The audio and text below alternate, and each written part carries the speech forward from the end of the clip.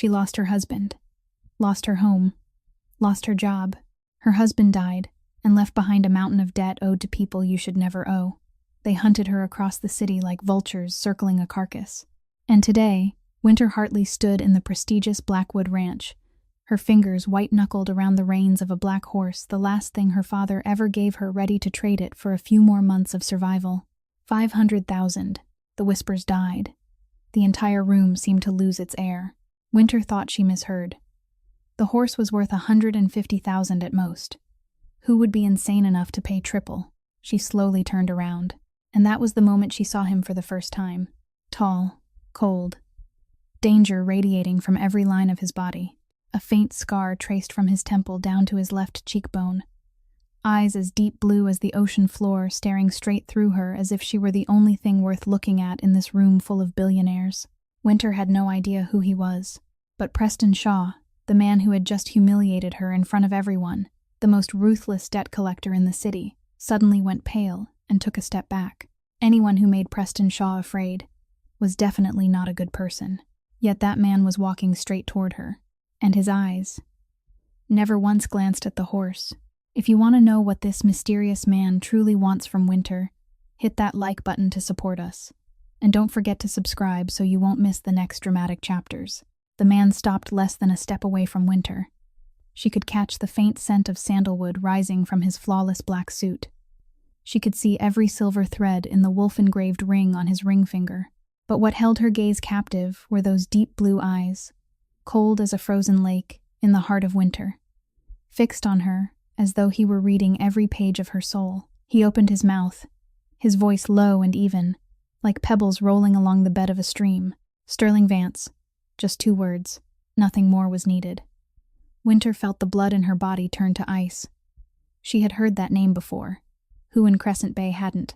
Sterling Vance, the boss of the Vance Empire, the man who held half the city's underworld in his hands. People said he controlled everything from the finest casinos to the most luxurious nightclubs, that he could make a person disappear with nothing more than a nod, that even the police had to think twice before touching one of his men. And now that man was standing in front of her, having just paid $500,000 for her horse. Winter stepped back on instinct, her back brushing against Midnight's warm body. The horse snorted softly, as if trying to reassure her. She tightened her grip on the reins, struggling to keep her voice from shaking. "What do you want from me?" It wasn't a question. It was a challenge. Sterling tilted his head slightly to one side, as though weighing whether she deserved an answer. Then he spoke, still in that calm, emotionless voice. "I don't need the horse." Winter blinked. She thought she had misheard for the second time that day. "Don't need the horse. Then why did you pay $500,000 for it?"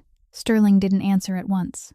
He looked at her for a long moment, long enough for Winter to feel as though she were being stripped bare beneath that gaze. Then he said, "I have an offer for you. You keep the horse. I erase the debt your husband left with my empire.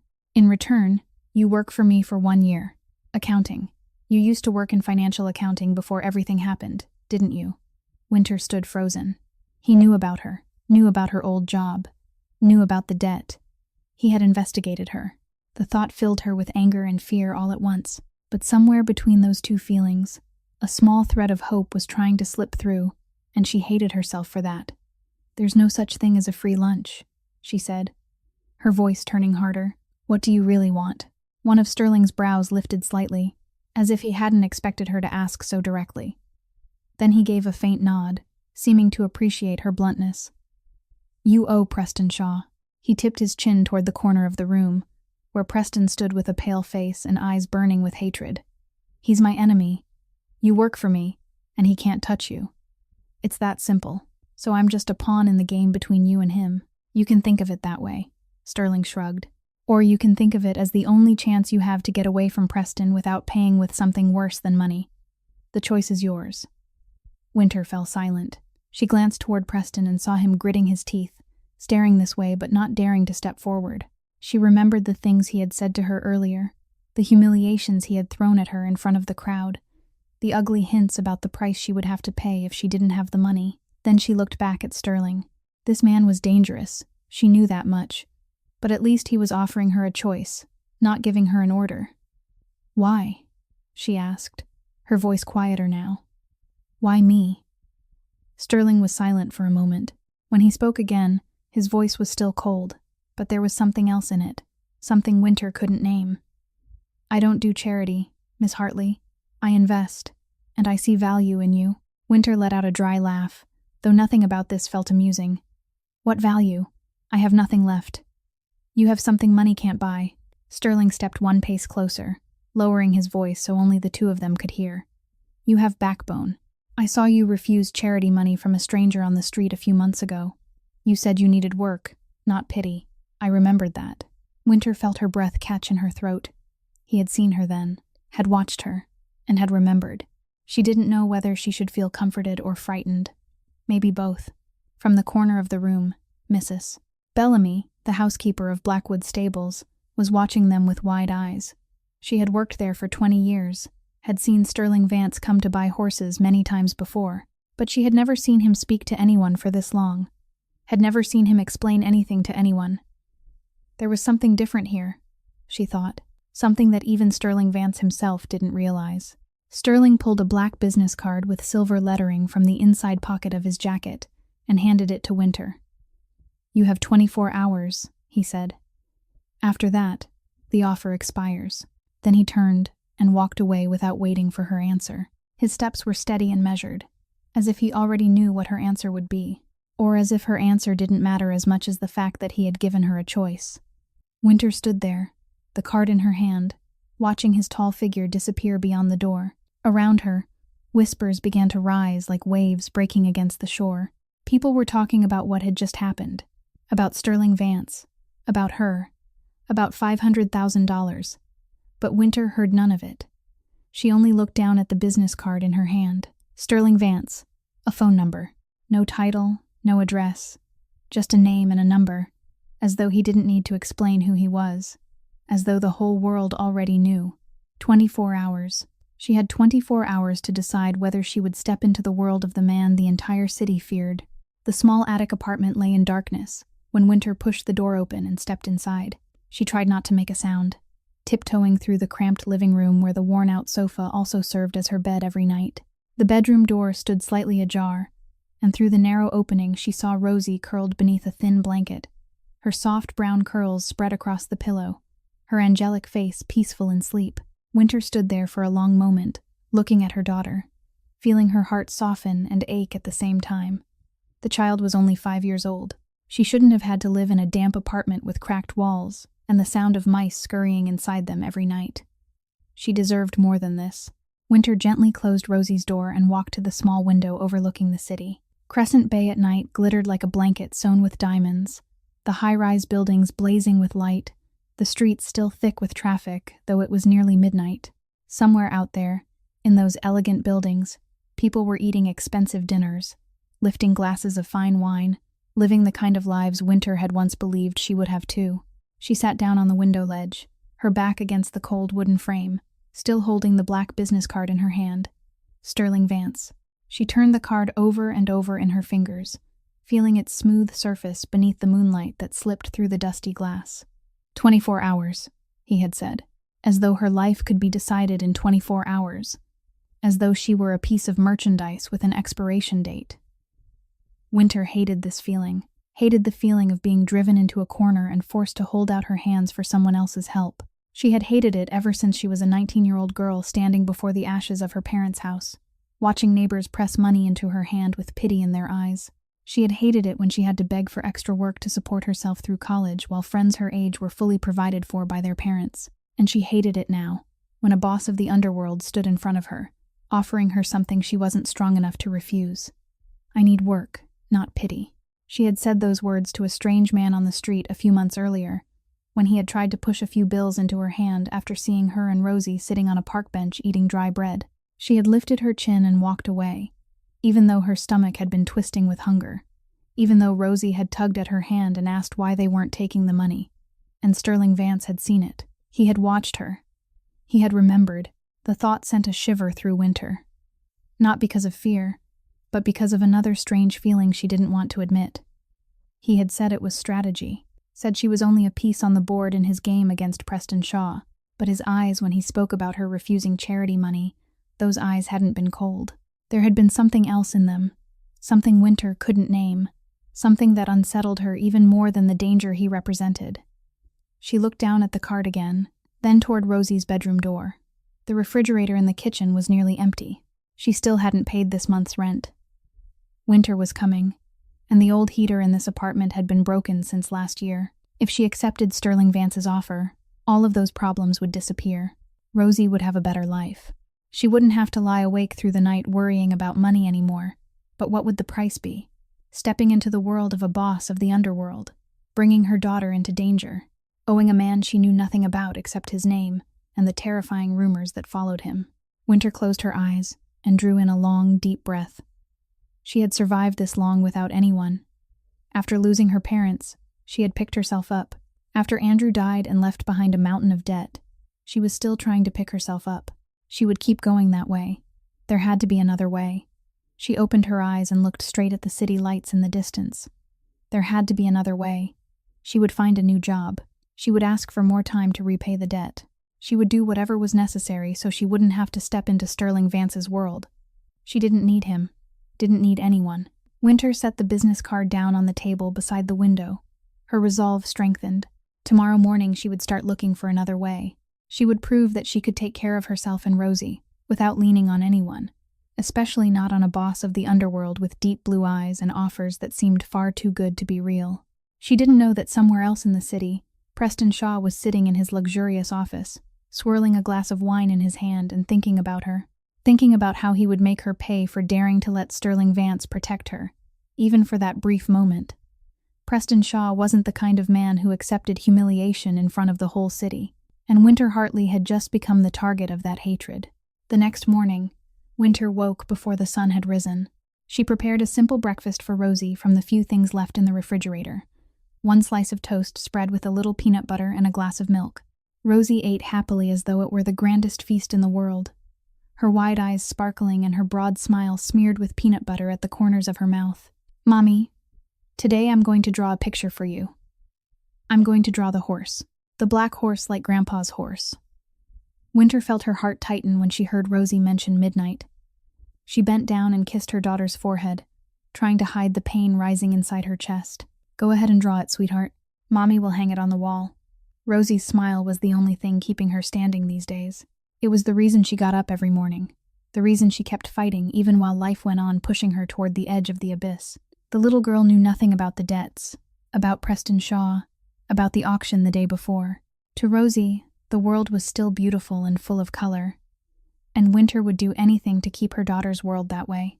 She took Rosie to preschool, watched her little girl run inside with her pink backpack bouncing on her back, then turned and started walking toward the apartment. The autumn morning was crisp and cold, the wind from the sea carrying salt and the smell of seaweed. Winter pulled her thin coat tighter around herself and walked quickly along the quiet sidewalk. She was thinking about where she would go that day to ask for work, which doors she would knock on, what she would say to convince people that she deserved a chance, when a gleaming black car pulled up sharply right in front of her, blocking her path.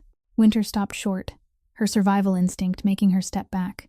The rear door of the car opened, and Preston Shaw stepped out, wearing a perfectly tailored gray suit, his salt and pepper hair slicked neatly back, a smile on his lips that never reached his eyes, which were as cold as stone. Two of his men stepped out from the front seat and took their places on either side of him like two silent, threatening statues. "Winter Hartley," Preston spoke, his voice as sweet as honey laced with poison. "I hear you've got a new admirer. Sterling Vance, no less. All of Crescent Bay is buzzing about you. The poor girl who caught the boss's eye. Sounds like a fairy tale, doesn't it?" Winter straightened her back and lifted her chin even as her heart was pounding like war drums. She wouldn't let him see the fear crawling down her spine. "That's none of your business." Preston gave a dry laugh and stepped closer. He was nearly a head taller than she was, and he used that advantage on purpose to press down on her. "None of my business. You still owe me money, Miss Hartley. A lot of money. Your husband left you quite an impressive inheritance. I don't care where you get it, but you have 1 week to pay the first $200,000. $200,000 in 1 week. Winter almost wanted to laugh at the absurdity of the demand. She didn't even have $200 in her account right now, much less $200,000. But she kept her face cold, revealing nothing. And if I don't have it? Preston tilted his head as though considering an interesting question. If you don't have it, I'll make sure you never find work in this city again. No one hires the wife of a gambling addict buried in debt. You'll be thrown out of your miserable apartment. You'll wander the streets. And the others your husband owed money to? He stepped even closer, lowering his voice until it hissed like a snake. They aren't as polite as I am, Miss Hartley. They don't like to wait. Winter felt fear close around her throat like an invisible hand. But she didn't step back. She looked straight into Preston's cold gray eyes without blinking. You think Sterling Vance is going to protect you? Preston laughed, the sound like gravel scraping against glass. He's just playing a game. You're only a pawn he's using to provoke me. And when he gets bored, when the game is over, you'll be alone again. Alone with the debt and no one left to run to. Winter lifted her head even higher, her voice icy, though she was trembling inside. I don't need anyone to protect me. Preston looked at her for a long moment, as if weighing whether she meant it or was only trying to appear strong. Then he smiled, a smile that made Winter think of a shark catching the scent of blood. 1 week, Miss Hartley. Don't make me come looking for you. Next time I won't be this polite. He turned and walked back toward the car, his 2 men following like shadows. The black car glided away, leaving Winter standing alone on the sidewalk with the sea wind whipping through her hair. Winter waited until the car had disappeared completely around the corner before allowing herself to be weak. She leaned against the cold brick wall behind her, her knees shaking, her hands clenched so tightly that her nails bit into her palms. She closed her eyes and tried to breathe steadily, but Preston's threats kept echoing in her head like a song of death. 1 week, $200,000. No job, nowhere to go. She couldn't stand against Preston Shaw. Not because she was weak, but because he had power, men, money. He could crush her as easily as crushing an ant beneath his heel, and she had nothing but her 2 empty hands and a 5-year-old daughter who needed to be protected. Winter opened her eyes and looked up at the gray sky shifting with the warning of coming rain. Her hand slipped into the pocket of her coat, where the black business card had been lying untouched since the night before. She took it out and looked at the phone number, looked at the name Sterling Vance printed in silver letters. She had decided she would refuse, had told herself that she didn't need anyone, but that decision had been made before she had seen the true monster waiting for her in the dark. Preston Shaw wouldn't stop. He would ruin her, and Rosie would suffer the consequences. Winter dialed the number on her phone, her hand trembling slightly. 1 ring, 2 rings, 3 rings. Then the familiar deep voice came through, calm as though he had known she would call. Miss Hartley. Winter swallowed the knot in her throat, her voice steady even as she fought back tears. Is your offer still good? Silence. Long enough for Winter to think he had hung up. Then Sterling spoke. You changed your mind. I didn't change. Winter drew in a long breath. I just don't have any other choice left. Another pause. Then Sterling's voice came again, and Winter could have sworn she heard something else in it. Something almost gentle. Sometimes having no choice is the best choice. I'll send a car for you tomorrow morning, 8 o'clock. Then the line went dead. Winter lowered the phone and looked up at the gray sky growing darker with every passing minute. The first drops of rain began to fall, cold against her skin. She had just stepped into Sterling Vance's world. She didn't know whether heaven or hell was waiting for her there, but between Sterling's hell and Preston's hell, she had chosen the man she could look in the eye without feeling sick. At exactly 8 o'clock in the morning, a gleaming black car pulled up in front of the door of Winter's attic apartment. She had been awake since early dawn, packing her things and Rosie's into 2 small suitcases, explaining to her daughter that they were going to a new place, a place with a large garden to play in, and maybe even dogs. Rosie had jumped up and down with excitement because she loved dogs, and Winter had tried to smile even though her heart was full of dread. The driver, dressed in a black suit, opened the car door for them and didn't say a single word for the entire ride. The car glided through the crowded streets of Crescent Bay, past the bustling business district, past rows of buildings that grew sparser and sparser, then began climbing the winding coastal hill road. Rosie sat beside her mother with her eyes fixed to the window, gasping with delight each time she saw the sparkling blue sea below. At last, the car stopped in front of a towering iron gate. The gate slowly opened, and Winter saw the Vance estate for the first time. The mansion sat on top of the hill like some giant sleeping beast, its architecture blending modern lines with classical elegance, glass and granite reflecting the morning sunlight, and behind it, the deep blue ocean stretching all the way to the horizon. The car stopped in front of the main entrance, and the moment Winter stepped out, she saw a man already waiting on the steps. He was tall and broad-shouldered, standing as straight and solid as an oak that no storm could bend. His face was sharp and cold as stone, his hair cut short in a military style, and his brown eyes swept over Winter with the assessing look of a soldier searching for hidden danger. Knox Mercer. The man spoke only 2 words in a deep, dry voice. "Follow me." Winter took Rosie's hand, feeling her daughter's small, warm fingers tighten around her own. They followed Knox through the heavy wooden doors and into the mansion. The main hall was vast, with towering ceilings, polished white marble floors, paintings hanging on the walls, and fresh flowers arranged on small tables. Luxurious and flawless, yet Winter could feel a certain coldness there, as though this house lacked the warmth of a real family, as though it were only a beautiful shell hiding emptiness inside. Footsteps sounded from the staircase. Winter looked up and saw Sterling descending, still wearing the same flawless black suit as the day before, still carrying that cold, unreadable expression. But something was different. Beside him walked a massive dog with silver-gray fur, standing nearly to Sterling's waist, moving with the grave majesty of a king patrolling his own land. An Irish wolfhound, Winter realized, one of the largest dog breeds in the world. The dog stopped the moment it saw Winter and Rosie, its golden eyes fixed on them, and a low growl rumbled in its throat. Rosie stepped back and hid behind her mother's leg, though her eyes remained wide with curiosity as she looked at the dog. Ghost. Sterling placed a hand on the dog's head, and the growling stopped at once. The dog was still alert, but it sat down beside its master's leg, never taking its eyes off Winter. "She is a guest." Sterling spoke to the dog as though it could understand him, "and this little girl is too." Ghost tilted its head and studied Rosie for a long moment, then turned to look at Sterling as though confirming the order. Winter wondered whether she was imagining things, or whether the dog was truly that frighteningly intelligent. Sterling turned toward her and gave a brief nod of greeting. "Follow me." He led them through long hallways, past rooms that Winter only had time to glimpse, until at last he stopped in front of a bright room in the west wing of the mansion. The room had large windows overlooking the lush green garden outside, sunlight pouring in and creating a warm space completely different from the rest of the house. An oak desk stood near the window, and a computer and office equipment had already been prepared. "This is your office," Sterling said. "You'll manage the books for my legitimate companies. Real estate, restaurants, clubs. Everything is clean on paper. You don't need to worry about anything beyond the numbers." Winter nodded, but her mind was on something else. "What about Rosie?" she asked, unable to hide the worry in her voice. "Where will she stay while I'm working?"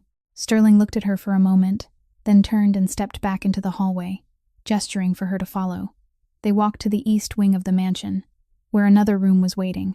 It was decorated in soft pink and white, with a small bed covered in a princess blanket, a corner full of toys, and a window overlooking the garden where a swing and a little slide stood outside. Rosie gave a cry of delight, let go of her mother's hand, and ran into the room, her eyes shining as she took in the pile of toys. Winter stood frozen in the doorway, unable to speak. "Mrs. Bellamy will watch over her when you're busy," Sterling said, his voice still calm and even. "She used to be the housekeeper at Blackwood Stables. I invited her here. The garden is safe for play.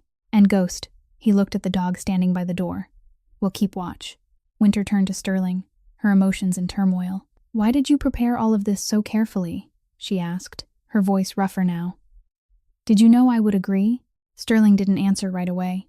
He looked at Rosie, who was hugging a stuffed bear nearly half her size, then turned and walked toward the door. "I didn't know," he said without looking back, "but I hoped." Then he walked away, and Ghost slowly rose to follow his master. But before leaving the room, the dog stopped and turned its head to look at Winter for a long moment with those deep golden eyes, as though it were judging her, as though it were deciding whether she was worthy of being in this house. Then it turned away and disappeared around the hallway corner with Sterling. Winter stood there, looking around the room that had been prepared with such careful attention to every smallest detail for her daughter, and wondered what kind of world she had just entered. A boss of the underworld preparing a princess bedroom for a 5-year-old child. A man feared by the entire city hiring a housekeeper to care for the daughter of a penniless widow. Who was Sterling Vance, and why did he care about her this much? 1 week passed more quickly than Winter had expected. She gradually grew used to the work, to the bright office overlooking the garden, to the numbers on the computer screen and the neatly arranged files in the drawers. The work wasn't difficult for her, because she had once been an accountant for a large investment firm before everything fell apart. Sterling kept his promise. Everything she had to handle involved legitimate businesses, real estate, fine restaurants, nightclubs. Nothing had anything to do with the underworld, at least not on paper. Rosie had stayed in the old apartment during that first week with Mrs. Bellamy watching over her, because Winter had wanted to make sure this mansion was safe before bringing her daughter there.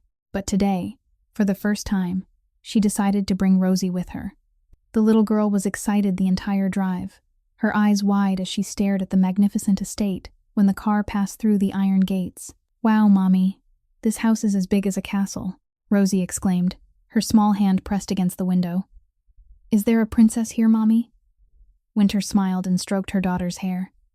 "There isn't a princess here, sweetheart, but there's a big garden to play in." Mrs. Bellamy greeted them at the door, her kind face lit by a warm smile. She led Rosie out to the garden in the back, while Winter went into the office to work. She sat down at the desk, turned on the computer, and began reviewing the latest financial reports. But every few minutes, her eyes drifted toward the window, looking out at the garden where her daughter was playing. Rosie was running across the lush green lawn, picking wildflowers and chasing butterflies as they fluttered through the air. Mrs. Bellamy sat in a chair nearby, smiling as she watched the child. Everything was peaceful, until Rosie saw Ghost. The dog was lying in the sun near the rose bushes at the corner of the garden, his silver-gray coat gleaming beneath the light. He was enormous, almost as tall as Rosie even while lying down, and if he stood up, he would likely be taller than her head. Winter saw Rosie stop, her eyes widening as she stared at the dog. Then the little girl began running toward Ghost. Mrs. Bellamy jumped to her feet, her face draining of color. "Rosie, don't," she called out, her voice full of alarm. "That dog doesn't like strangers." But it was already too late. Rosie had reached Ghost and was standing right in front of the giant dog with a bright smile on her face. Winter stopped breathing, her hand gripping the window frame. She was about to run downstairs, about to shout, about to do anything to protect her daughter. But then something strange happened. Ghost lifted his head and looked at Rosie with those golden eyes. And instead of growling the way he always did, the dog only tilted his head to one side, studying the child in front of him with a curious expression. Then his long tail began to wag gently back and forth over the grass. Rosie squealed with delight, plopped down beside Ghost, and began petting his silky gray fur. "He's so big," she said, her voice full of wonder. "His fur is soft like a cloud." "Mommy, do you see him?" Mrs. Bellamy stood there with her mouth open, unable to believe what she was seeing. She had worked here long enough to know that Ghost never let anyone come near him except Sterling. Even Knox, who had been at Sterling's side for years, had never been allowed to touch the dog. And yet a 5-year-old child was sitting there, hugging Ghost as though he were an enormous stuffed toy. Winter was no less astonished. She looked at her daughter and the dog through the window, her heart still racing with fear but now filled with amazement as well. Rosie was laughing, talking to Ghost as though he could understand every word she said. And Ghost was lying there quietly, allowing the child to stroke him, his golden eyes resting on Rosie with something almost like gentleness in them. Sterling appeared from the corner of the garden. He was taking a walk, perhaps part of his morning routine, when he saw the scene before him and came to an abrupt stop. His dog, the dog who had never allowed anyone but Sterling to come near, was lying there letting a strange child wrap her arms around him. Rosie heard footsteps and looked up.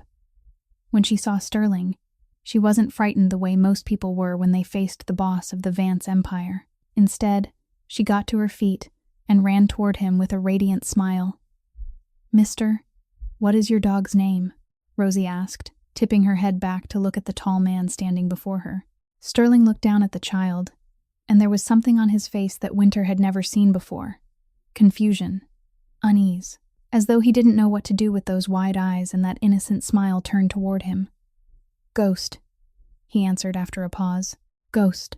Rosie tilted her head, wearing the thoughtful expression of a 5-year-old trying to make sense of something. "That means a ghost. Why did you name him Ghost?" "He isn't scary. He's cute." Sterling was silent for a moment, and then Winter saw the corner of his mouth lift just slightly. But it was the first smile she had ever seen on that face that was always cold as ice. Because he moves very quietly, he explained, his voice still low but softer somehow. No one hears him coming. I hear him, Rosie argued at once, her little face suddenly serious. I have very sharp ears. Mommy says I can even hear ants crawling. Sterling stood there in silence. The boss of the Vance Empire, the man who made all of Crescent Bay tremble, was standing awkwardly in front of a 5-year-old child who didn't know what fear was. Is that so? He said at last, and Winter almost laughed at the helplessness in his voice. Can you pick Ghost up? Rosie asked next, clearly having no intention of letting him off easily. I want to hug him. Sterling looked at the dog, then at the child, with an expression as though he had just been asked the most difficult question in the world. Ghost is very heavy, he said, and he doesn't like being picked up. Rosie thought for a moment, then shrugged. Then I'll just hug his leg. And with that, she turned and ran back to Ghost, wrapping her arms around one of the giant dog's front legs. Ghost stood still and let the child hold on to him, and if a dog could look at someone with patience and indulgence, then that was exactly the way Ghost was looking at Rosie now. Sterling stood there watching the scene in front of him, and Winter could see that he had absolutely no idea how he was supposed to react. He had faced enemies, danger, situations balanced between life and death, but he had never faced the unconditional innocence of a child, and that, in some strange way, seemed to leave him more lost than even the fiercest battles ever had. Winter stood by the window, looking down at the 3 figures in the garden, the cold man, the giant dog, and the tiny child hugging the dog's leg with a glowing smile on her face. And for the first time since stepping into this mansion, she smiled. A real smile, rising from the deepest part of her heart. Maybe this place wasn't as frightening as she had imagined. 2 weeks passed, and Winter gradually grew used to the new rhythm of life at the Vance estate. Every morning she woke early, got Rosie ready for school, then sat down at her desk in the bright office overlooking the garden. The numbers on the computer screen became familiar. The files no longer felt foreign, and she began to find something almost like peace in this work. One afternoon, Winter left the estate earlier than usual to pick up a few belongings still left behind in the old apartment. She drove the small car Sterling had provided for her, passing through the familiar streets of Crescent Bay. On the way back, she took a side road on the outskirts of the city, a place she had never been before, and then she saw a familiar car parked in front of the gate of a low building, Sterling's gleaming black car. Winter slowed down, curious and a little uneasy. She parked some distance away, slipped behind a large tree, and watched. The building in front of her was an orphanage. She realized from the sign hanging on the gate. Sterling stepped out of the car with a thick envelope in his hand and walked toward a middle-aged woman waiting at the entrance, most likely the director. He handed her the envelope and exchanged a few brief words with her. The woman took it with a face full of gratitude, thanking him again and again. She said something else, perhaps inviting Sterling inside to visit the children. But Sterling shook his head. No, Winter couldn't hear clearly, but she saw his lips move. I don't want the children to know where this money came from. Just say it's from the charity fund. Then he turned away and walked back to the car without looking back, even though the woman was still thanking him behind him. He got in, and the black car glided away, leaving the woman standing there with the envelope of money in her hands and emotion shining in her eyes. Winter remained behind the tree, watching Sterling's car disappear around the bend. She stood there for a long time, thinking about what she had just seen. Sterling Vance, the boss of Crescent Bay's underworld, the man the entire city feared, was quietly donating to an orphanage, and he didn't want anyone to know, didn't want to be thanked, didn't want to be seen as a good man. Maybe the monster the whole city feared was trying to do what many decent people never did, and he was hiding it as though it were some shameful secret. Winter quietly returned to her car and drove back to the estate with her thoughts in turmoil. She thought about Sterling, about those cold, deep blue eyes, about his low, emotionless voice, about the way he became awkward around Rosie, and now about the thick envelope he had handed over to the orphanage. Who was he really? A dangerous man she should stay far away from, or a man trying to do good in the dark? She didn't know the answer, but she knew one thing. The way she looked at Sterling had changed. It was no longer only fear and caution. Something else was beginning to stir inside her, something she still wasn't ready to name. 1 month passed, and the thing Winter had never imagined would happen finally did. One weekend afternoon, while she was sitting in her office reviewing the last reports of the week. Knox appeared in the doorway and told her she should come out to the stables. She followed him, her heart full of questions, and when she stepped through the wooden gate leading into the estate's riding grounds, she stopped dead in her tracks. Midnight was standing there, in a brand-new stall with golden straw spread thick beneath his feet. The black Frisian lifted his head at the sound of her footsteps, his long, glossy mane stirring softly in the evening breeze, his dark eyes fixed on her as though he recognized a familiar soul. Her father's horse, the last keepsake, the horse she had thought she had lost forever. Sterling had kept his word. He had brought Midnight back to her. Winter walked to the stall, her trembling hand reaching out to touch Midnight's mane. The horse snorted softly and rubbed his head against her palm, as though telling her he remembered her too. Tears rose and burned behind her eyes, but she held them back, swallowing the tight ache in her throat. "Mommy, the horse is so beautiful." Rosie's voice rang out from behind her. Winter turned and saw her daughter running toward her, her wide eyes shining as she stared at Midnight. "I want to ride him. Mommy, let me ride him." Winter hesitated. She had once known how to ride. Her father had taught her when she was little on this very horse. But it had been too long, almost 10 years since the last time she had sat in a saddle. And Rosie was still too small. She didn't dare take the risk. "You're still too little, Rosie," she said gently. "Maybe when you're older, I can teach her." The familiar deep voice came from behind her. Winter turned and saw Sterling stepping out from inside the stable, as though he had been waiting there for some time. "If you allow it," he added, his eyes resting on her with something she couldn't name. Before Winter could answer, Rosie gave a joyful squeal and ran to Sterling. "Mr. Sterling, teach me."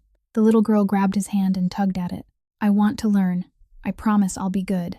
Sterling looked down at the child clutching his hand, then looked up at Winter with an expression that almost seemed to ask permission. She looked at her daughter, looked at the horse, then looked at the man standing there waiting for her answer. And she nodded. "All right." Sterling led Midnight out of the stall and brought him to an open stretch of ground nearby. He checked the saddle straps, adjusted the stirrups, every movement practiced and careful. Then he turned to Rosie and crouched down to her eye level. "Are you ready?" "Ready." Rosie nodded eagerly, her eyes sparkling with excitement. Sterling lifted her into the air, gently as though he were handling something precious, and placed her on the saddle. Rosie let out a soft, delighted cry, her hands gripping Midnight's mane tightly, but there wasn't a trace of fear in her. Sterling stood beside her, one hand holding the reins, the other resting behind Rosie's back to steady her. "Keep your back straight," he said, his voice gentle in a way Winter had never heard before. "Hold on to the mane. Don't be afraid. Midnight is very kind. You're kind, aren't you, horsey?" Rosie bent down and patted Midnight's neck. "I'm not scared. I'm very brave. Mommy says so." Sterling led Midnight slowly around the open ground, one hand still supporting Rosie's back, his steps steady and patient. The sunset poured down over them, washing the 3 figures in gold and amber, the gleaming black horse, Rosie's brown curls, Sterling's black suit. Ghost lay nearby in the grass, his golden eyes following them, loyally standing guard like a silent bodyguard. Winter stood by the wooden fence, watching the scene before her. Rosie was laughing, her clear, bright laughter drifting through the garden. Sterling was saying something to her, his voice low and soft, and Rosie was nodding like a dutiful little student. They looked like father and daughter. The thought came to Winter without warning, and her chest tightened. She remembered her own father, remembered afternoons like this, when he led her on Midnight's back, when he taught her how to hold the reins, when he told her that his daughter was the bravest girl in the world. Afternoons full of golden sunlight and laughter. Afternoons she had once thought would last forever until the fire took everything away. And now Rosie was having something she had been missing for so long, the shape of a father, something Andrew, her husband, had never given her. Andrew had always been too busy with card games, with debts, with promises made and broken. He had never given Rosie time like this, had never looked at her with the patience and tenderness Sterling was showing now. Tears slipped down Winter's cheeks before she even realized it. She quickly raised a hand to wipe them away, not wanting anyone to see, but it was already too late. "Mommy, Mr. Sterling teaches so well," Rosie called out, her smile shining. "I want to learn every day. Can I, Mommy?" Sterling stopped and turned to look at Winter. His eyes met hers, and she knew he had seen her tears, but he didn't ask why, didn't mention them. He only looked at her for a long, quiet moment, then said softly, "If her mother allows it." Winter swallowed hard, trying to keep her voice steady. "Yes," she said, her voice a little rough. "Go ahead and learn, Rosie." Sterling gave a small nod and said nothing more, then turned back and continued leading Midnight forward. He didn't ask about the tears, didn't ask about the past, didn't ask why she had cried while watching her daughter being taught to ride. Some emotions don't need explaining, and perhaps he understood that. Winter stood there watching Sterling and Rosie beneath the sunset, and she realized that her heart was beginning to thaw, little by little, like spring snow melting beneath warm sunlight, even if she didn't want to admit it. Late that night, Winter couldn't sleep. She lay in bed staring up at the ceiling, her mind turning over again and again to the image of Sterling teaching Rosie to ride beneath the sunset. The picture had been so beautiful it hurt, and she didn't understand why it made her feel that way. At last she gave up, pulled on a thin sweater, and stepped out of her room. The mansion lay silent in the night, moonlight filtering through the glass windows and casting silver streaks across the marble floor. Her feet carried her almost without thought to the library, the room she had discovered a few weeks earlier, where thousands of books filled old oak shelves from floor to ceiling. But when she drew near, she saw light spilling through the narrow opening of the door. Someone was inside. Winter hesitated for a moment, then pushed the door open and stepped in. Sterling was sitting in a brown leather armchair beside the fireplace, a book in his hand, the flickering firelight casting warmth across the sharp planes of his face. Ghost lay at his master's feet, his golden eyes lifting when Winter appeared, but the dog didn't growl. He only looked at her for a moment, and then rested his head back down. Sterling didn't seem surprised to see her. He looked up, his eyes meeting hers for a brief moment, then lowered them again to the page. "You can't sleep either." It wasn't a question, only an observation. Winter nodded, even though he wasn't looking at her, then crossed the room and sat down in the chair opposite him. The fire crackled softly in the grate, sending out a comforting warmth into the cool autumn night. She sat there looking into the flames, saying nothing. Sterling said nothing either. The silence between them wasn't heavy or awkward. Strangely, it felt comfortable, as though they were both used to being alone at night, and the presence of the other didn't disturb that solitude but only made the darkness feel a little less lonely. "Are you always awake this late?" Winter spoke after a long while, her eyes still on the fire. "I rarely sleep before 3 o'clock in the morning," Sterling answered, his voice even. "I'm used to it." "Since when?" "A very long time." He said nothing more, and Winter didn't ask anything more. She understood that feeling. The sleepless nights, the memories that refused to let go, the thoughts circling the mind like moths throwing themselves into flame. She had nights like that too, many of them. The sound of the fire filled the silence. Ghost sighed in his sleep, one front leg twitching slightly as though he were dreaming. Sterling set his book down and looked into the flames, and when he spoke, his voice was low and distant, as though he were speaking more to himself than to her. "My father owed money. One night, everything changed. I lost everything." Winter stayed silent. She didn't ask what had happened, didn't ask what he had lost, didn't ask what he had endured. Some wounds don't need to be cut open with words. She understood that better than anyone. "Harrison Vance found me when I had nothing left," Sterling continued, his voice still far away. "He gave me purpose, gave me a name, gave me this empire." He paused for a moment, "But he died 5 years ago." Winter looked at him. In the firelight, Sterling's face wasn't as cold as it usually was. There was something softer there, sadder, more human, and she understood. He hadn't been born the boss of Crescent Bay's underworld. He had become that man in order to survive, just as she had been forced to become strong in order to survive, just as she had built walls around herself so no one could ever hurt her that deeply again. "I lost my parents in a fire when I was 19, she said, her voice light as breath. "Everyone thought it was an accident. I had to pull myself up alone after that.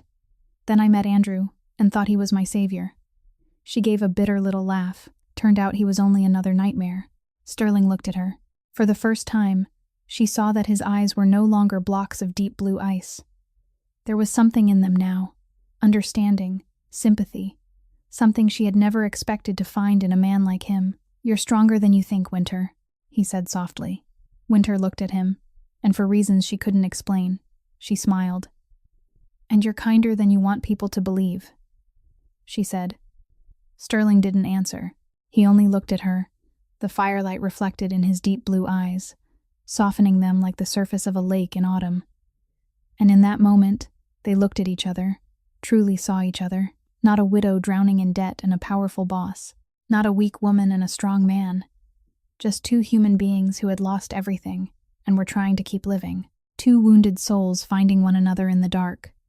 Ghost suddenly rose, walked a few steps, then lay down between their chairs. The dog rested his head on Winter's leg, his golden eyes lifting to her with something almost like trust in them. It was the first time he had ever shown affection to anyone besides Sterling. Sterling looked at Ghost, then at Winter, and she could have sworn she saw the corner of his mouth lift slightly. "He likes you," he said. "He doesn't like anyone. Maybe he has good taste," Winter answered, and this time they both smiled. Small smiles, quiet ones, but real. They sat there until nearly dawn, sometimes speaking of little things, sometimes falling silent as they watched the fire burn. There were no grand words, no promises, nothing except the presence of each other in the night. And that was their first moment of intimacy. Not of the body, but of the soul. Two strangers beginning to become something more than strangers. Something neither of them dared to name. 2 months passed, and life at the Vance estate had become the new normal for Winter and Rosie. The damp attic apartment was now only a distant memory, replaced by bright rooms, a wide garden, and Rosie's laughter echoing through the hallways every day. The little girl had adapted with astonishing ease, as though this estate had always been her home. Rosie now called Sterling Mr. Sterling instead of the strange man she had once feared. She played with Ghost every day, and the two of them, one child and one dog, had become inseparable best friends. Every weekend, Sterling taught Rosie how to ride Midnight, and the little girl improved so quickly that it was startling. Winter often stood by the fence watching them, and each time her heart tightened with a feeling she still didn't dare name. One evening, Winter was sitting in her office, reviewing a few reports, when Rosie came running in, waving a sheet of paper through the air. "Mommy, look what I drew," the little girl cried, her eyes shining with pride. "I worked on it all afternoon, Mommy." Winter set down her pen and turned to take the paper from her daughter's hands. She looked at the picture, and her heart seemed to stop for one beat. On the page were the scribbled lines of a 5-year-old child, bright colors with no sense of proportion at all, but she could recognize every figure. A woman with long brown hair, that was her. A tiny little girl standing in the middle with a smile stretching all the way across her face, that was Rosie. A tall man dressed in black with dark hair and eyes that Rosie had colored blue, that was Sterling. And a huge gray dog standing beside the man, that was Ghost. All 4 figures were holding hands, or at least that was what Rosie had tried to show with her still clumsy drawing skills. "Who did you draw here, Rosie?" Winter asked, her voice trembling slightly, though she tried to hide it. "You, me, and Mr. Sterling with Ghost," Rosie answered innocently, as though it were the most obvious thing in the world. "This is our family. I drew it so we can hang it on the wall. Family." The word echoed in Winter's mind like a bell. Her daughter, that innocent 5-year-old child, had seen what Winter herself didn't dare face. Rosie had accepted Sterling as part of their family, had drawn him into the picture of the people she loved most. Tears stung Winter's eyes, but she held them back. She pulled Rosie into her arms and kissed her soft curls. "It's beautiful, sweetheart," she whispered. "It's so beautiful." Rosie grinned, hugged her mother tightly, then ran off to play with Ghost, who was waiting outside the door. Winter remained there alone, looking down at the picture in her hands. She didn't know how to face what it meant, didn't know what to say to Sterling, or whether she should say anything at all. In the end, she folded the drawing and tucked it away in the drawer of her desk. But that night, as she passed Sterling's study on her way back to her bedroom, Winter saw light still spilling through the narrow opening of the door. She meant to keep walking, but something made her stop. She looked through the crack, and what she saw rooted her to the spot. Sterling was sitting at his desk, but there were no papers or computers in front of him. Instead, there was a small sheet of paper, a sheet Winter recognized at once, Rosie's drawing. Knox must have found it and brought it to him. Sterling sat there in silence, his fingers brushing lightly over the clumsy little lines. His face, that face always so cold and unreadable, softened in a way Winter had never seen before. There was something fragile in his eyes, something like longing, something like emotion he was trying to hide but couldn't. Sterling Vance, the boss who made the entire city tremble, was sitting there deeply moved by the scribbled drawing of a 5-year-old child, because for the first time in his life, someone had drawn him into their family picture. Winter quietly stepped away without letting Sterling know she had seen. She returned to her room, lay down on the bed, and stared up at the ceiling in the darkness. Her heart was beating fast, and she didn't know whether it was because of what she had just witnessed or because of what she was beginning to feel. She didn't know that night Sterling placed the drawing into the drawer of his desk, the drawer locked with care, the place where he kept the things most precious to him. For the first time, something other than papers and money was being kept inside that drawer. 3 months passed, and Winter had become an indispensable part of the Vance empire, at least on the legal financial side of it. She managed the books for more than a dozen different companies, from luxury real estate to restaurant chains, from high-end nightclubs to investment projects. The work was heavy and complex, but Winter found herself being challenged in a way she hadn't experienced since losing her old job. She was good at this, and more importantly, she liked it.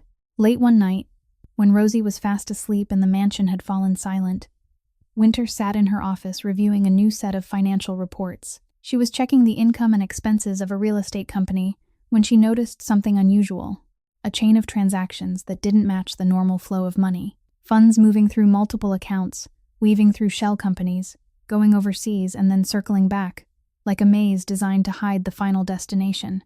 Winter frowned and began tracing it. She opened more files, compared the figures, and sketched out the connections on a blank sheet of paper. The professional accounting skills she had built over years of working at the investment firm began to show their worth. She could see patterns other people might miss, figures that didn't line up in ways only a trained eye would catch. And then she found it. The final destination of the money trail. One name. Preston Shaw. Winter sat still for a moment, staring at the name on the computer screen. Preston Shaw was laundering money. Tens of millions of dollars were flowing through shell companies, through international banks, and finally into his hands. Clear evidence, detailed evidence, enough to send him to prison if it ever came to light. She didn't sleep that night. She spent the entire night putting everything together into one complete file, carefully documenting every transaction, every number, every path the money had taken. By the time dawn broke through the window, she had a thick folder in her hands, undeniable proof of Preston Shaw's money laundering operation. The next morning, Winter went to see Sterling in his study. She placed the file on his desk and looked at him calmly. "I found this." Sterling frowned, picked up the file, and began reading. Winter watched his face as he turned each page, and saw those deep blue eyes grow brighter with every page he read. He didn't speak until he reached the final page. Then he looked up at her with an expression she had never seen before. Surprise, real surprise. He pressed the button to call Knox in. The tall man appeared within seconds, and Sterling handed the file to him. "Check this." Knox took it, flipped through a few pages, and Winter saw his brow rise even though his face remained cold as stone.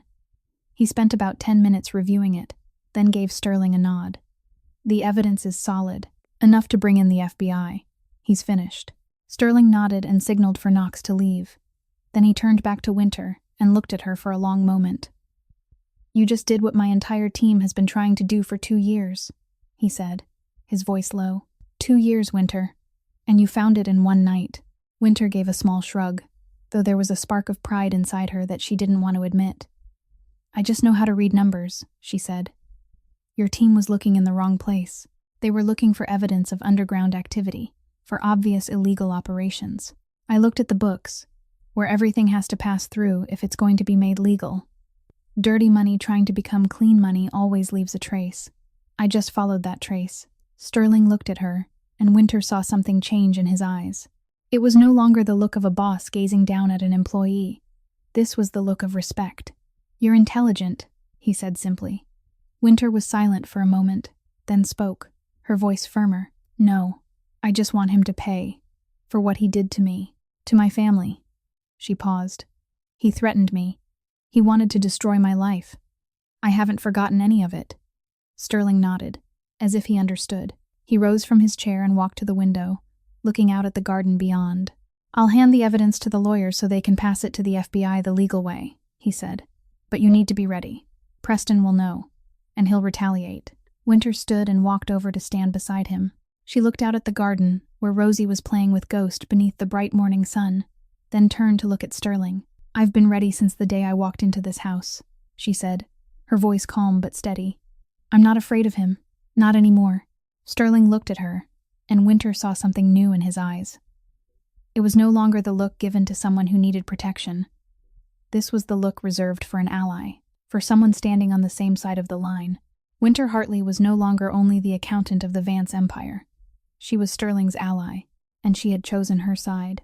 1 week passed after Winter handed the evidence file to Sterling. Everything seemed peaceful, and life continued with its familiar rhythm at the Vance estate. Rosie still played with Ghost every day, still learned to ride every weekend. Winter still worked in the bright office overlooking the garden, still ate dinner with Sterling in the comfortable silence that had become familiar between them. But a storm was coming, and Winter had no idea. That morning, while she was sitting in her office checking a few reports, Mrs. Bellamy knocked on the door and handed her an envelope. "Someone sent this for you, ma'am," she said. No sender's name. Winter took the envelope and frowned. It was white, with no return address and no postal mark. Someone had delivered it here by hand. She thanked Mrs. Bellamy, waited until the older woman left, then opened it. Inside were 3 things: a stack of photographs, a set of papers that looked like an official report, and a small slip of paper with a scrawled handwritten note. Winter looked at the photographs first, and her heart felt as though it were being crushed in someone's fist. They were pictures of the scene of a fire, a house burned to ruin, nothing left but blackened walls and piles of wreckage. She recognized that house. Even though 8 years had passed, even though she had tried so hard to forget, she still recognized it. It was her parents' house, the house where she had grown up, the house the flames had consumed along with her parents on that fateful night 8 years ago. Winter set the photographs down, her hand trembling as she picked up the report. It was a fire department investigation report, a document she had never seen before. She read it line by line, and with every line, her world fell apart a little more. The fire showed signs of being deliberate. An accelerant had been found at the scene. The investigation had been underway, then had been abruptly shut down after 2 weeks. Reason: insufficient evidence to continue. Someone had interfered. Someone had forced the case closed before the truth could come to light. And on the final page, there was one note. Last person seen with the victims before the fire: Garrett Cole, business partner. Winter picked up the small slip of paper and read the handwritten line: "Your parents didn't die in an accident. Ask the right person." The note slipped from her hand, then the photographs, then the report. Everything fell to the floor like autumn leaves, and Winter sat there staring at them, unable to believe what she had just read. 8 years. For 8 years, she had believed it was an accident, believed her parents had simply been unlucky, simply in the wrong place at the wrong time. She had cried, she had grieved, she had cursed fate, she had pulled herself back up alone and kept going. But never, not once, had she imagined that someone had been behind it, that someone had deliberately taken her parents from her, that their deaths had not been fate but a conspiracy. Tears ran down Winter's cheeks before she even realized she was crying. She slid off the chair and collapsed onto the floor, her shoulders shaking with broken sobs. She had no strength left to stand, no strength left to think, no strength left to do anything except sit there and cry for the truth she had discovered after 8 long years. Sterling found her like that. He came into the office because there was something he needed to discuss, and he saw her curled on the floor, papers scattered around her, her shoulders trembling with each sob. He didn't need to ask to know that something terrible had happened. He walked over, sat down beside her, and said nothing. Ghost came in behind him. The dog moved to her side and lay down close against her, resting his massive head on her leg as if trying to comfort her. His golden eyes looked up at her with something almost like understanding. "I thought it was an accident," Winter whispered, her voice shattered. "For 8 years I thought it was an accident. I thought my parents were just unlucky. I thought..." She couldn't go on. Tears closed her throat. Sterling picked up the papers from the floor and read through them quickly. His face showed no emotion, but Winter saw his jaw tighten when he reached Garrett Cole's name. "Who sent this?" he asked, his voice low.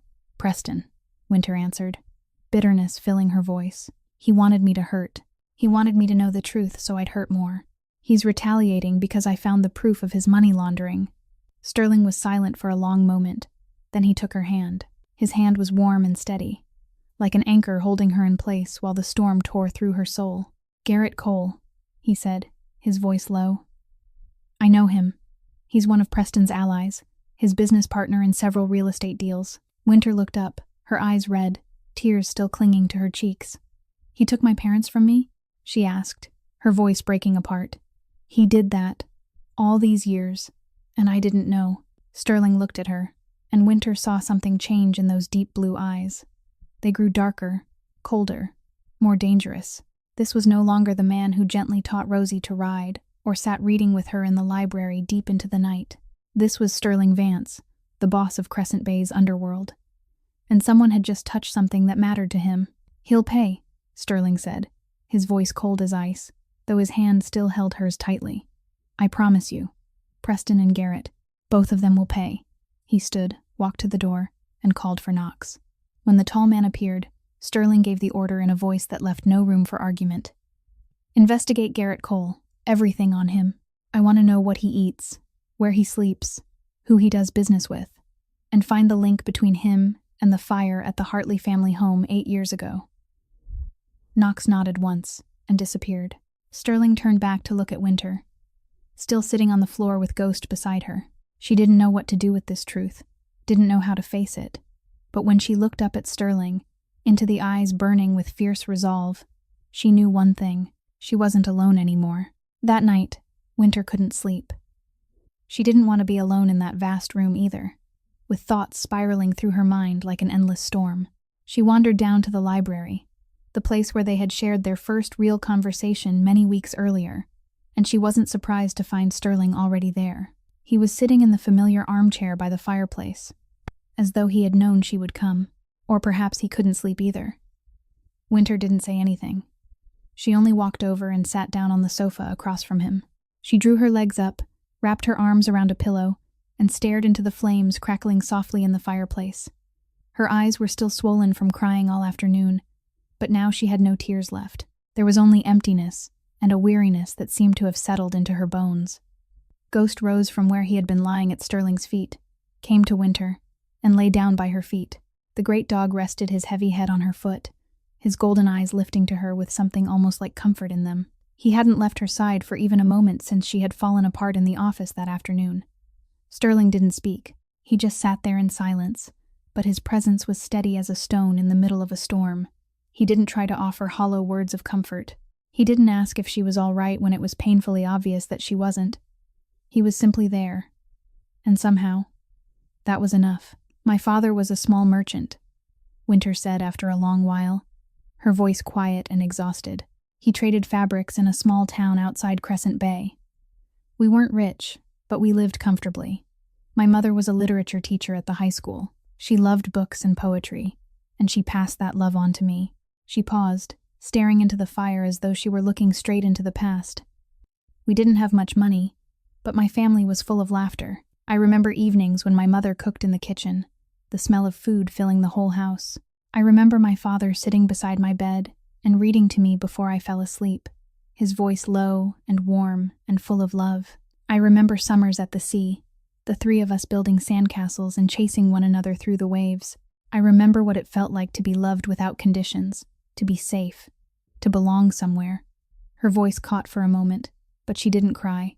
She had cried enough already. After they died, I made it through on my own. I supported myself through college with part-time jobs. I built a career for myself from nothing. I worked 12 hours a day, sometimes more, just so I wouldn't have time to think, just so I wouldn't have to face the empty house and the silence. She drew in a deep breath. Then I met Andrew. He appeared at exactly the moment when I was loneliest and said all the right things. I thought he was my savior. I thought at last I had someone to lean on, someone to share my life with. She gave a bitter laugh. It turned out he was only another nightmare. Winter turned to look at Sterling, and for the first time she said aloud the thing she had never said to anyone. I always thought I was strong. I was proud of surviving everything on my own, but tonight I realized something. She paused, her voice trembling faintly. "I've never really faced the pain. I've only been running from it. Running from it for 8 years through work, through constant busyness, through building a wall around myself so no one could ever get inside." Sterling listened without interrupting. He watched her with those deep blue eyes, the firelight reflecting in them and scattering faint sparks of gold. Only when she had finished did he speak, his voice low and soft. "I understand that feeling, losing everything and wondering why you're still here, wondering what it even means to keep going when everything you loved is gone." Winter looked at him and saw something in his eyes that she had never seen before. Fragility, loneliness, a wound that looked too much like her own. "Have you found the answer yet?" she asked softly. "Why you keep going?" Sterling looked at her for a long moment, the firelight dancing in his deep blue eyes. "I'm still searching," he said, and Winter didn't know why, but she had the sudden feeling that whatever answer he was searching for had something to do with her. The air between them shifted. There was something denser in it now, something more intimate. Winter didn't realize when they had moved so close to each other, close enough for her to feel the warmth radiating from his body. Sterling lifted his hand, and Winter didn't pull away when his fingers touched her cheek, gently wiping away the tears still clinging there. The rough hand of a boss of the underworld, a hand that had surely done terrible things, was unexpectedly gentle when it touched her. Winter closed her eyes and leaned her face into his palm as though searching for warmth, searching for the safety she had lost so long ago. They didn't kiss. They didn't need to. This moment was more intimate than any kiss, deeper than any touch. Two wounded souls finding each other in the dark, finding comfort in the presence of the other. Winter didn't know when she finally fell asleep. When she opened her eyes, dawn was already near, the first pale light slipping through the library windows. She realized that her head was resting against Sterling's shoulder, and one of his arms was wrapped around her shoulders. He was still sitting there, unmoving through the entire night, his eyes fixed on the ashes of the fire that had burned out. He hadn't slept, afraid of waking her. Ghost still lay at their feet, loyally guarding their rest through the long night. 3 days after the night in the library, Knox walked into Sterling's study with a thick file in his hand. His face was still cold as stone, but there was something in his eyes that showed what he had found was far from simple. Sterling was sitting behind his desk, but his mind wasn't entirely there. From the window, he could see the garden outside, where Rosie was chasing Ghost beneath the afternoon sun. The sound of her bright laughter reached all the way up there, and every time he heard it, he felt something inside his chest soften just a little. "I found it," Knox said, placing the file on the desk. "Everything you need to know about Garrett Cole." Sterling picked up the file and began to read. With every page he turned, his jaw tightened more, and his deep blue eyes darkened further. Knox stood there, delivering his report in an even voice. Garrett Cole was her father's business partner, Mr. Hartley, in a real estate deal 8 years ago. It was a fairly large project, a piece of land on the outskirts of the city with development potential. But during the process, Mr. Hartley discovered that Garrett was committing fraud, falsifying documents to steal most of the profits. He was an honest man, Knox continued. He decided to report Garrett to the police. He had arranged to meet with an investigating detective 2 days later. The fire happened the night before that meeting. Sterling stopped reading and looked up at Knox. Garrett hired someone. It wasn't a question. It was a statement. Yes. Knox nodded. He hired a professional crew, paid them in cash, then covered his tracks by moving everything overseas. The local police investigated for 2 weeks. Then someone interfered, and the case was closed with the conclusion that it was an electrical fire. Garrett Cole wasn't just the killer. He also bought off the entire system to bury his crime. "Where was Winter at the time?" Sterling asked, his voice low. "She was in college in another city, more than 200 miles away. She survived because she wasn't home that night." Knox paused for a moment. Garrett thought getting rid of her parents was enough because they were the only ones who knew the evidence of his fraud. He didn't care about the daughter who was away. He thought he was clean. Sterling stood up and walked to the window, looking out at the garden. Rosie was hugging Ghost, laughing as the dog licked her face. For one moment, he imagined Winter at 19, alone when she received the news that her parents had died in a fire, alone standing before the ashes of her childhood home, alone carrying that grief, without ever knowing it hadn't been an accident. "And now?" he asked, without turning back. "Who is Garrett Cole now?" "Chairman of Cole Development, One of the largest real estate companies in the region, Knox answered, and Preston Shaw's closest ally. Those two are tightly linked. Preston launders money through Garrett's real estate projects, and Garrett gets protection from Preston in the underworld. They need each other. Sterling turned back, his eyes sharp and cold. Then we can bring them both down at the same time. It's all in there. Knox pointed at the file, the evidence of money laundering that Miss Hartley found, together with what I uncovered about Garrett and the fire. It's enough for the FBI to open a major investigation. Neither Preston Shaw nor Garrett Cole will get away. Sterling nodded, picked up the phone, and called the lawyer. He spoke briefly, giving the order to prepare the file and send it to the FBI within 24 hours. When he hung up, Knox was still standing there, watching him with an unreadable expression. "Boss," Knox said after a moment of hesitation, "I have a question." Sterling looked at him and signaled for him to continue. "Why not handle this the old way?" Knox asked directly. "Faster. Cleaner. No FBI, no court, no waiting. You know we can do it." Sterling was silent for a long moment. He turned back toward the window, looking at Rosie as she held Mrs. Bellamy's hand and walked back into the house, Ghost trailing behind them. "Because she deserves to see justice," he said, his voice quiet but certain. "Not violence. I want her to know that evil can be defeated the right way, that you don't have to become a monster in order to beat one." Knox looked at him for a moment, then nodded slowly. "You're changing," he said. It wasn't a question. Sterling didn't answer right away. He looked at Rosie's scribbled drawing that he had framed and hung on the wall, the drawing of 4 figures holding hands that she had called family. "Maybe," he said at last. "Or maybe I'm becoming who I was supposed to be from the start." 24 hours later, the file was sent to the FBI. The official investigation began, but in the underworld, news traveled faster than light. Preston Shaw and Garrett Cole learned that someone was coming after them, and they weren't the kind of men who would sit still and wait to be arrested. At 2 o'clock in the morning, Sterling's phone rang, tearing through the stillness of the night at the Vance estate. He picked up immediately, the instinct of a man who had lived too long in the underworld keeping him alert even in sleep. Knox's voice came through on the other end, low and urgent. "The obsidian is on fire." Sterling sat upright at once, the blood in his veins turning to ice for one sharp moment before beginning to boil.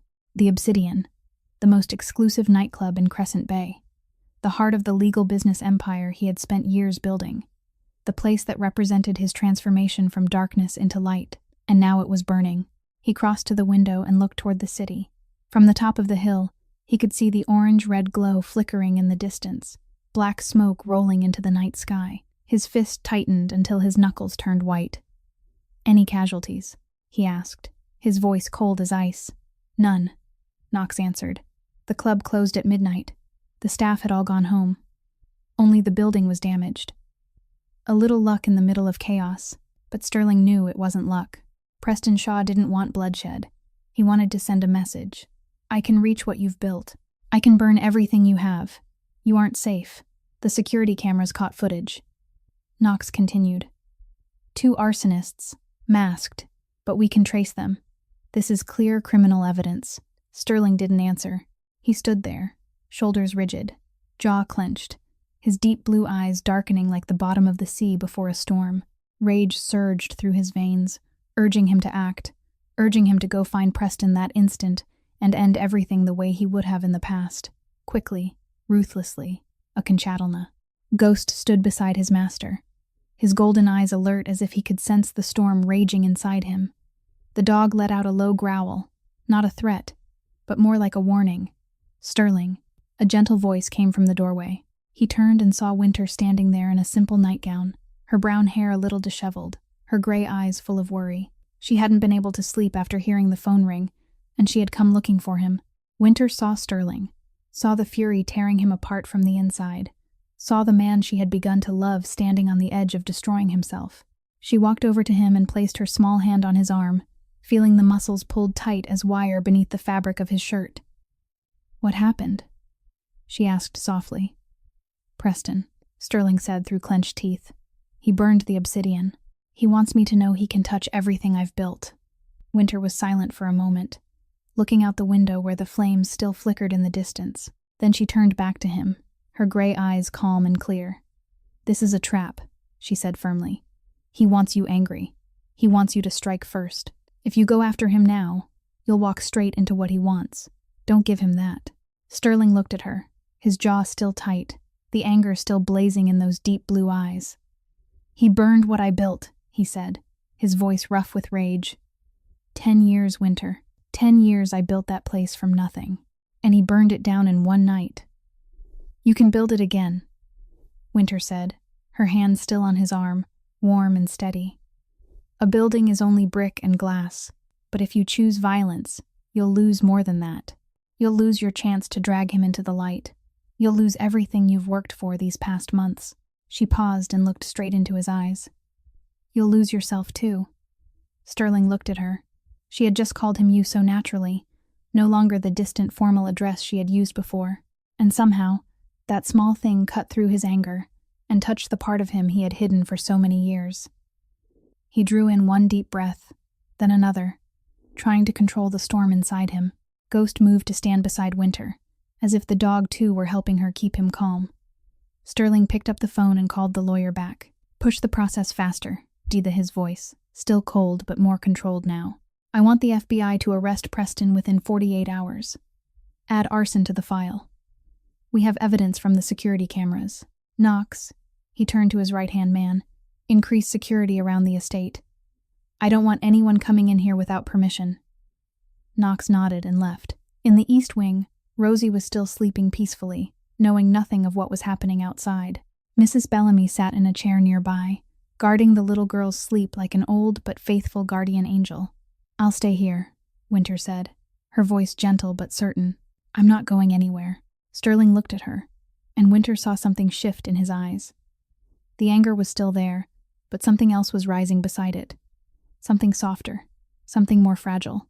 "For the first time in my life," he said, his voice gentler now, "I have something to lose, and that frightens me more than any enemy ever has." Winter didn't say anything. She only stepped closer, took his hand, and threaded her fingers through his. They stood together in the night, looking out at the distant city where the fire still burned, where the ruins of the obsidian still smoldered. No one said anything more. There was only the steady sound of Ghost breathing beside them, only the warmth of the other person's hand passing between them. They stood there holding on to each other, waiting for dawn and the final battle. The following afternoon, when the sun had begun to tilt toward the west, and golden light poured through the glass windows of the Vance estate, Preston Shaw appeared. He came with 4 of his men, the last loyal ones he had left, walking through the iron gates as though he were still the terrifying boss the whole city feared. But Sterling knew the truth. Preston had nothing left to lose. The FBI was on the way, the warrant had already been signed, and he knew it. This wasn't the visit of a powerful man. It was the final desperate move of a beast, cornered with nowhere left to run.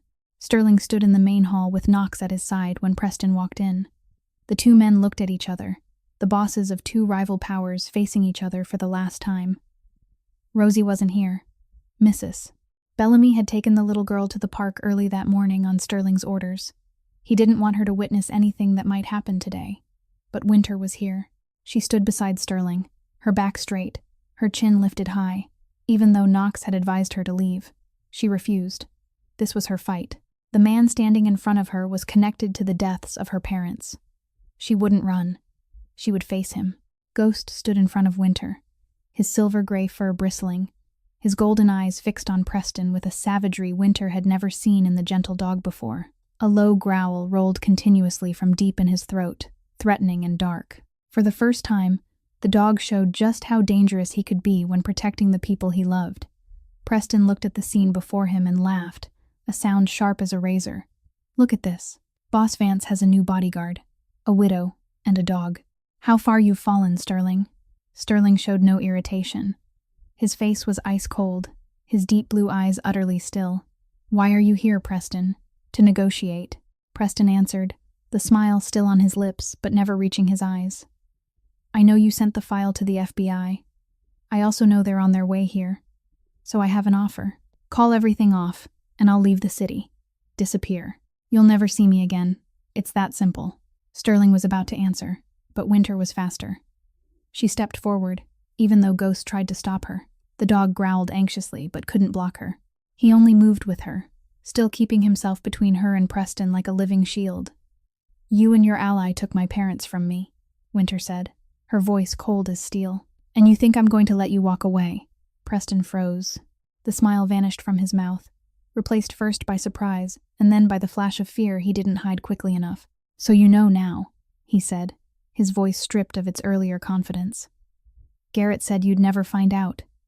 8 years, and no one found out." Winter looked straight into his eyes without blinking, without trembling. Her gray eyes burned with the fury she had held inside for so many years. But she didn't let it control her. She was cold. She was composed. "You just confessed," she said simply. Preston realized his mistake, but it was already too late. And right then, the sound of police sirens rose from outside, closer and closer, louder and louder. More than one car. The FBI had arrived. Preston went pale. He turned as if to run, but Knox and Sterling's men had already blocked every exit. Preston's men stood there helplessly, not daring to move now that they understood they were surrounded. The front doors flew open, and FBI agents poured in with guns raised and bulletproof vests on. They quickly subdued Preston and his men, cuffing each of them with cold, professional precision. "Preston Shaw, you are under arrest for money laundering, arson, and conspiracy to commit murder." The lead agent read the warrant aloud. "You have the right to remain silent. Anything you say can and will be used against you in court." Another agent stepped over to Sterling and gave him a brief nod.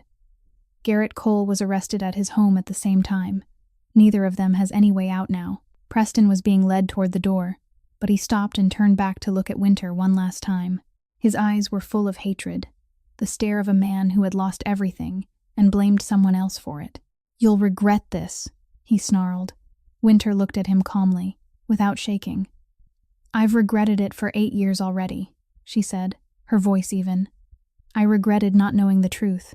I regretted letting men like you walk free while my parents lay in the cold ground. Now it's your turn to regret." Preston was shoved outside, and the door closed behind him. The sound of police sirens faded into the distance, carrying away the man who had ruined Winter's life for the last 8 years. The hall fell into silence. Sterling turned to Winter and looked at her with deep blue eyes, softer now than ever before. He took her hand, their fingers threading together as though they had been made to fit that way. "It's over," he said softly. Winter looked at him, and tears began to slide down her cheeks. Not tears of grief, not tears of fear.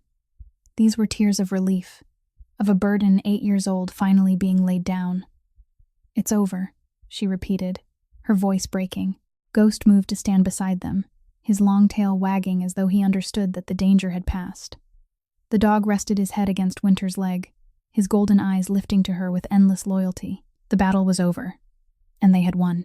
Not through violence, not through bloody revenge, but the right way, through justice. 1 week later, when everything had settled and Crescent Bay was slowly returning to its normal rhythm, Winter drove to the cemetery on the outskirts of the city. This was where her parents rested, on a small hill overlooking the sea, where the wind carried the scent of salt and the distant sound of waves like an endless, gentle lullaby.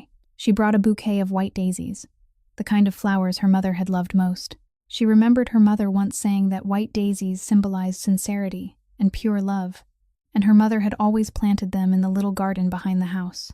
That garden had burned along with the house 8 years earlier, but the memory of those pure white blossoms remained untouched in Winter's mind. Sterling came with her, but he stopped at a distance, standing beneath the shade of an old oak tree, giving her space to be alone with her parents. Ghost lay quietly beside him, his golden eyes following Winter without moving, as though he understood that this was a moment she needed to face by herself.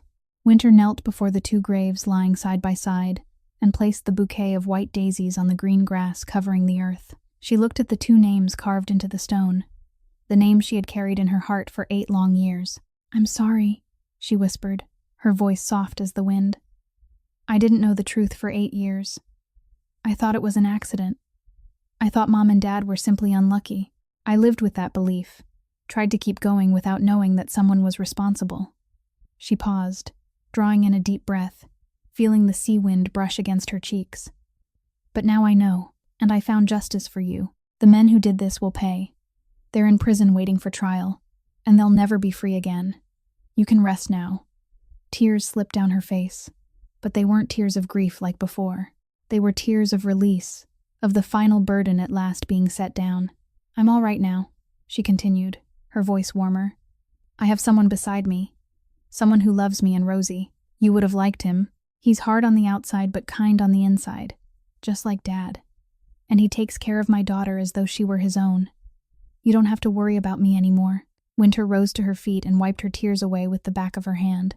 She looked at the two graves one last time, and a small smile touched her lips. "I'm going to live happily," she said. "I promise. For me, and for you too." She turned and saw Sterling still standing there beneath the oak tree, waiting for her. The afternoon sunlight filtered through the leaves, casting streaks of golden light across him. Ghost got to his feet the moment he saw her walking back and wagged his tail in welcome. Winter came to Sterling's side and took his hand. His hand was warm and steady as always. "Thank you," she said, looking into his deep blue eyes. "For everything. For being there for me. For helping me find the truth. For giving Rosie and me a home." Sterling gave a slight shake of his head. "You don't owe me thanks." "I know," Winter said with a smile. "But I want to say it." They stood there in silence, looking out over the deep blue sea stretching all the way to the horizon. The sea breeze moved gently around them, carrying the scent of salt and the faint fragrance of daisies from the bouquets resting on the graves. The sky was clear without a single cloud, as though even nature were celebrating for them. "I've closed the past," Winter said after a while, her voice quiet and peaceful. "Now I want to write a new future." Sterling looked at her, his blue eyes gentle in the way only she ever got to see. "With whom?"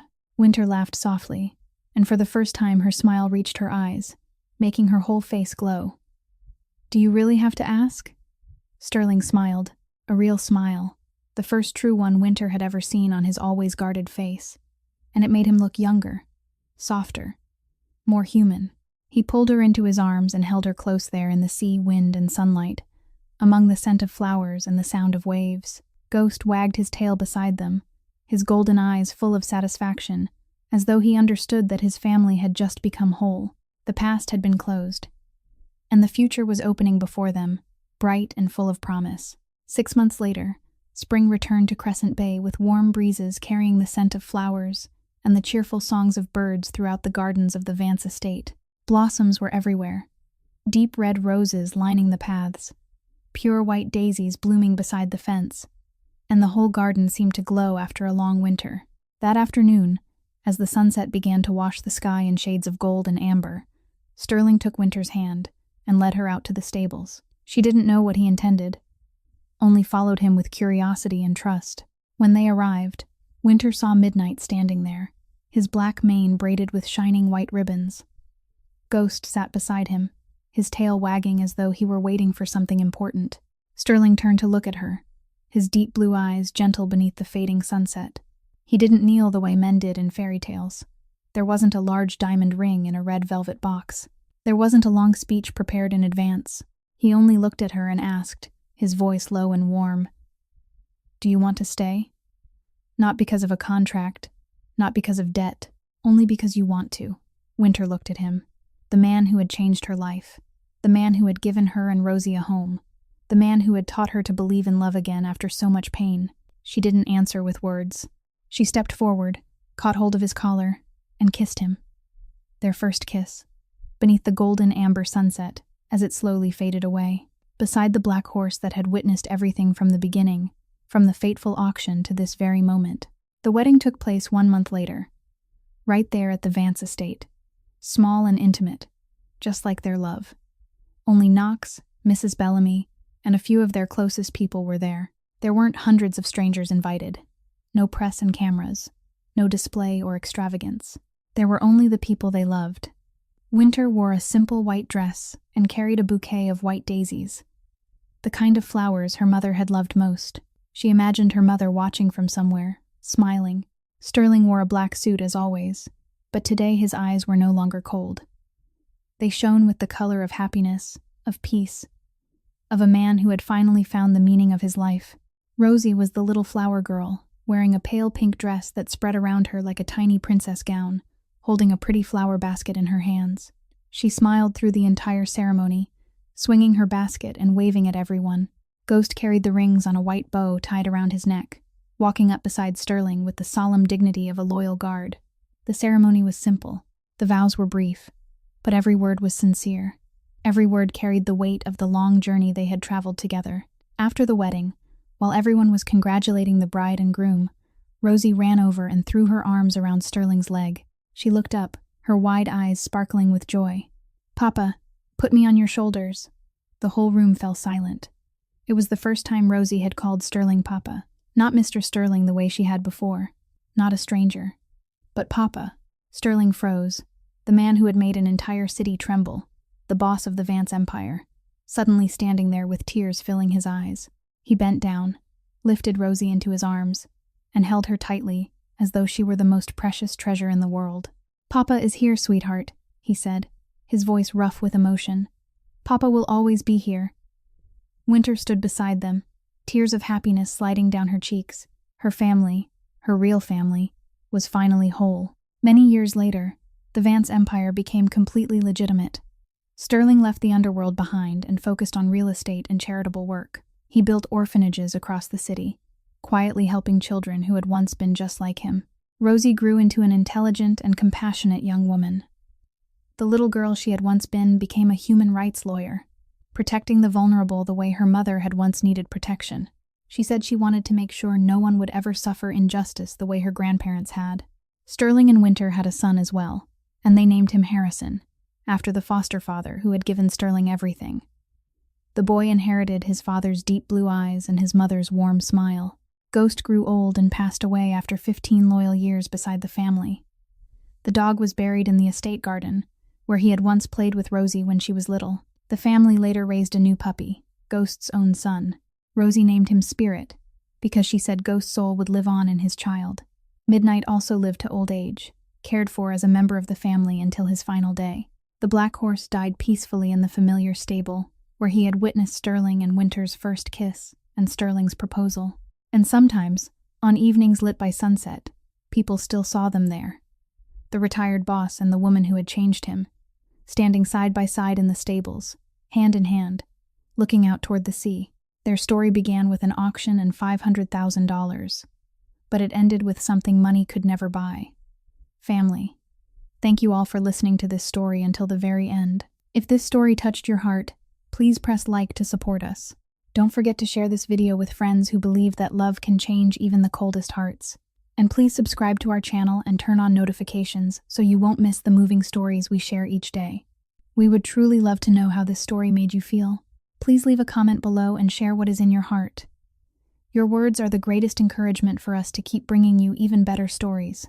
Wishing everyone watching this video good health, a joyful life, and peace each day.